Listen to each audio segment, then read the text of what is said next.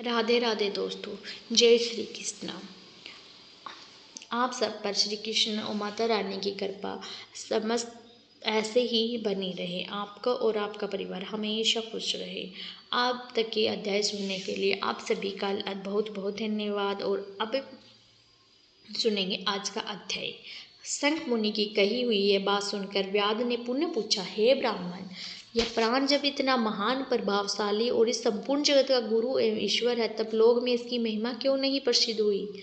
शंख ने कहा, बहुत समय पहले की बात है। प्राण अश्वमेघ यज्ञों द्वारा अन्यास भगवान नारायण का भजन करने के लिए गंगा के तट पर प्रसन्नतापूर्वक गया। अनेक मुनियों के साथ उसने फलों के द्वारा पृथ्वी का शोधन किया। उस समय वहाँ समाधि में स्थित हुए महात्मा कण्व भौम्बी की मिट्टी में छुपे हुए बैठे थे। हर जोतने पर भौम्बी गिर जाने से वे बाहर निकल आए और क्रोध पूर्वक देखकर सामने खड़े हुए महाप्रभु प्राण को श्राप देते हुए बोले, हे ईश्वर देवेश्वर, आज से लेकर आपकी महिमा तीनों लोकों में, विशेषतः भूलोक में प्रसिद्ध नहीं होगी।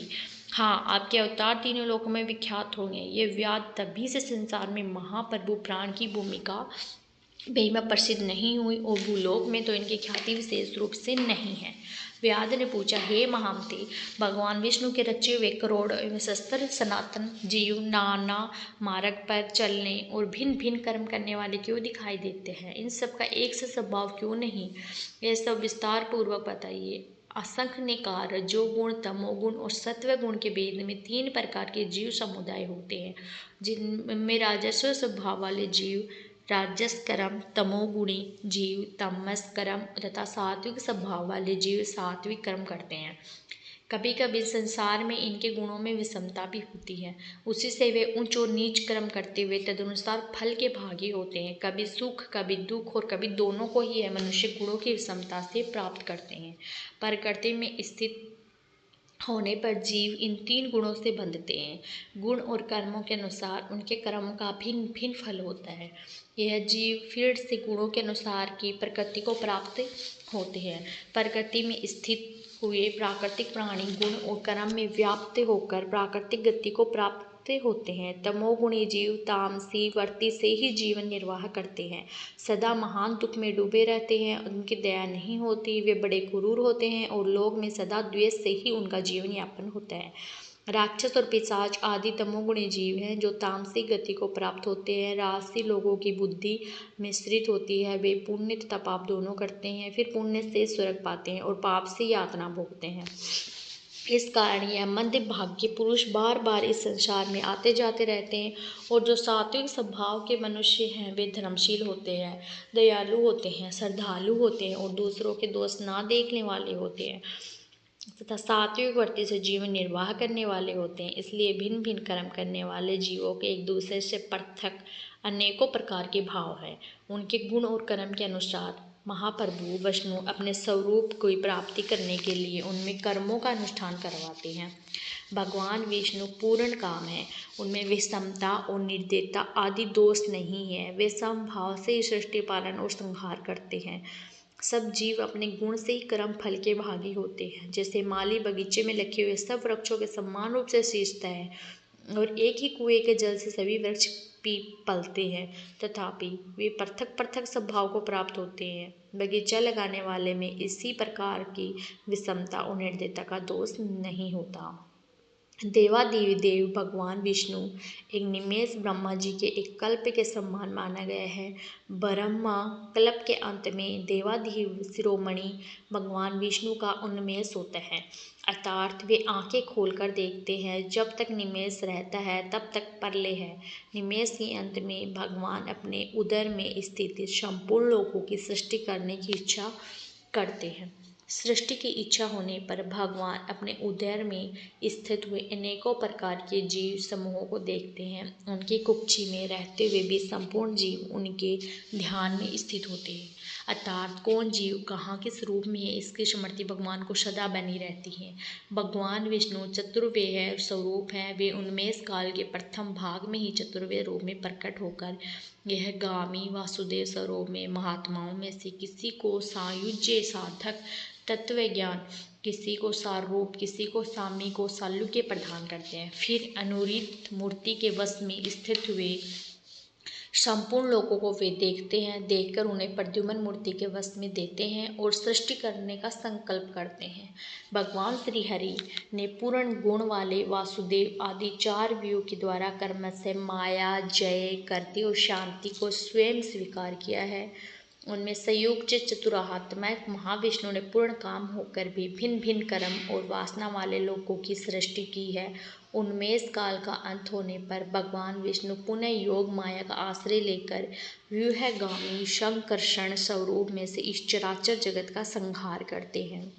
इस प्रकार महात्मा विष्णु का यह सब चिंतन करने योग्य कार्य बतलाया गया है, जो ब्रह्मा आदि योग से संपन्न पुरुषों के लिए भी अचिंतनीय दुर्विभाव है।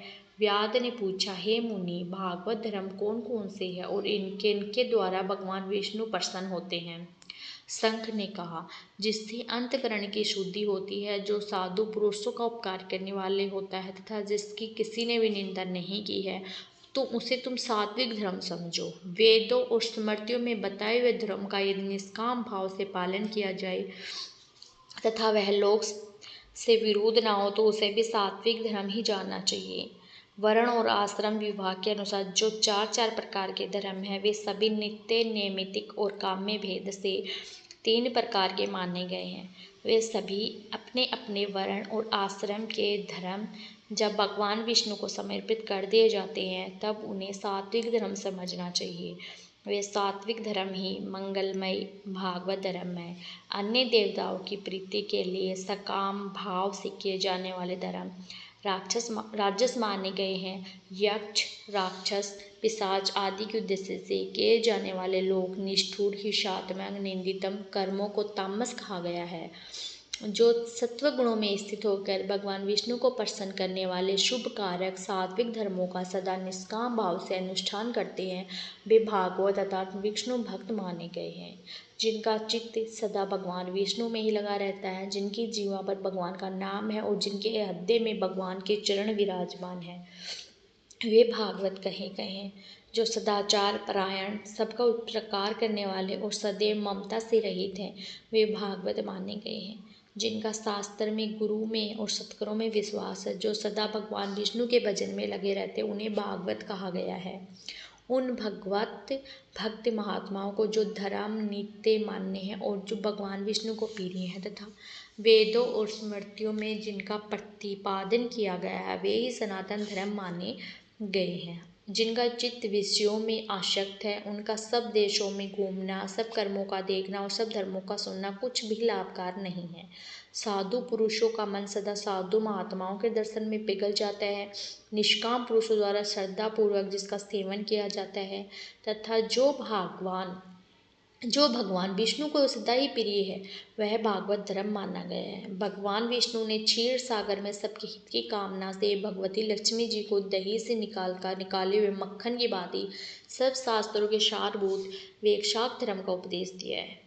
जो दम रहित होकर वैशाख मास के व्रत का अनुष्ठान करता है, वह सब पापों से रहित होकर सूर्य मंडल को भेद कर भगवान विष्णु के योगी दुर्लभ परम धाम में जाता है। इस प्रकार द्विज श्रेष्ठ शंखों के द्वारा भगवान विष्णु के प्रिय वैशाख मास के धर्मों का वर्णन होते समय यह 5 शाखाओं वाला वट वृक्ष तुरंत ही भूमि पर गिर पड़ा। उसके खोखले में एक विकराल अजगर रहता था। वह भी पाप योनि में शरीर को त्याग कर तत्काल दिव्य स्वरूप होकर मस्तक झुकाए संघ के सामने हाथ जोड़कर खड़ा हो गया। हरे कृष्णा। आज की कथा का मैं यहीं पर समाप्त करती हूँ। इसके आगे का वृत्तांत आप कल की कथा में सुनेंगे। ओम विश्व विश्वम्भर वटकारो भूत। और अब आप सुनेंगे तुलसी चालीसा। श्री तुलसी महारानी करु विनय सिर नाय जो मम हो, संकट विकट दीजे मात नसाए, नमो नमो तुलसी महारानी, महिमा अमित न जाय बखानी, दियो विष्णु तुमको सन नाम चाहे सुयस महामाना। विष्णु प्रिया जय जयति भवानी तिहु लोक की हो सुखानी। भगवत पूजा करे जो कोई बिना तुम्हारे सफल न होई। जिन घर तव नहीं होय निवासा उस घर करे ही विष्णु नहीं वासा। करे सदा जो तव नित सुमिरन ते है के काज होय सब पूरन। कार्तिक मास महात्म तुम्हारा ताको जानत सब संसार। तब पूजन जो करे कुमारी पावे सुंदर वर सुकुमारी। करे जो पूजा नित्य प्रति नारी सुख संपत्ति से होए सुखारी। वरदा नारी करे जो पूजन मिले भक्ति होवे पुलकित मन। श्रद्धा से पूजे जो कोई भवनिधि से तर जावे सोई।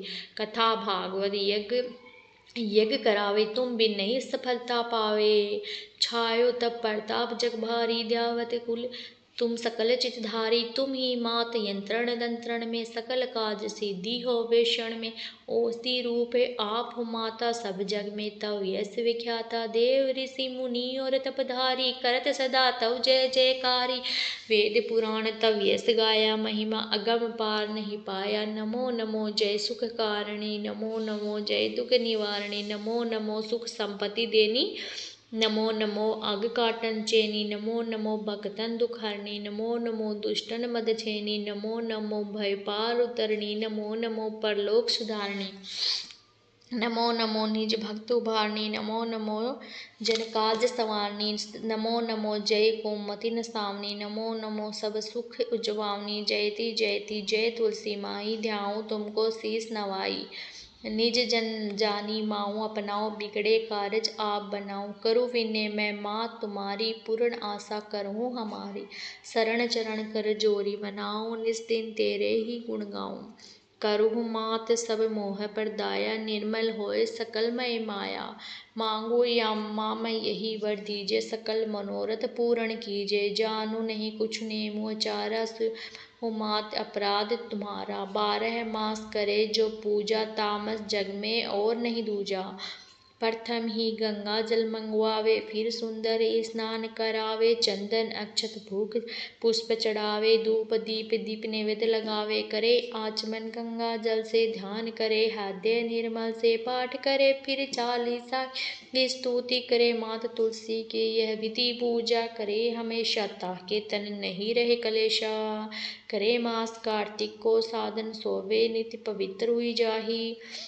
यह कथा महासुखदाई पढ़े सुने जो भवतर जाई। यह श्री तुलसीदा चालीसा पाठ करे जोई गोविंद सो फल पावी। जो मन इच्छा होए तुलसी चालीसा संपूर्ण। और अब आप सुनेंगे मुँह तुलसी महारानी की आरती। तुलसी महारानी नमो नमो हरि की पटरानी। नमो नमो तुलसी महारानी। नमो नमो हरि की पटरानी। नमो नमो नमो धन्य तुलसी पूर्ण तप कीन्यो। धन्य तुलसी पूर्ण तप कीन्यो। शालिग्राम की बनी पटरानी। नमो नमो तुलसी महारानी। नमो नमो हरि की पटरानी। नमो नमो जाके पत्थर मंजरी कोमल। जाके पत्थर मंजरी कोमल। श्रीपति कमल चरण पटरानी। नमो नमो हरि की पटरानी। नमो नमो तुलसी महारानी। नमो नमो धूप दीप नैवेद्य आरती। धूप दीप नैवेद्य आरती पुष्पन की वर्षानी। नमो नमो हरि की पटरानी। नमो नमो तुलसी महारानी। नमो नमो 56 भोग 3600 व्यंजन। 56 भोग 3600 व्यंजन बिन तुलसी हरि एक न मानी। नमो नमो तुलसी महारानी। नमो नमो हरि की पटरानी। नमो नमो सभी सखी मैया तेरो यश गावे। सभी सखी मैया तेरो यश गावे। भक्ति दान दीजिए महारानी। नमो नमो तुलसी महारानी। नमो नमो हरि की पटरानी। नमो नमो तुलसी महारानी। नमो नमो तुलसी महारानी। तुलसी महारानी नमो नमो हरि की पटरानी। नमो नमो नमो तुलसी महारानी। नमो हरि की पटरानी। नमो नमो। प्रेम से बोलिए तुलसी मैया की जय। वीडियो अच्छी लगी तो लाइक कीजिए शेयर कीजिए और चैनल पर पहली बार आए तो सब्सक्राइब करके बेल आइकन को ज़रूर प्रेस कीजिए। इससे आप इस चैनल पर जो भी वीडियो अपलोड होगी उसका नोटिफिकेशन आपको सही समय पर प्राप्त होगा। मैं मिलती हूँ आपको अगले वीडियो में, तब तक के लिए राधे राधे जय श्री कृष्णा।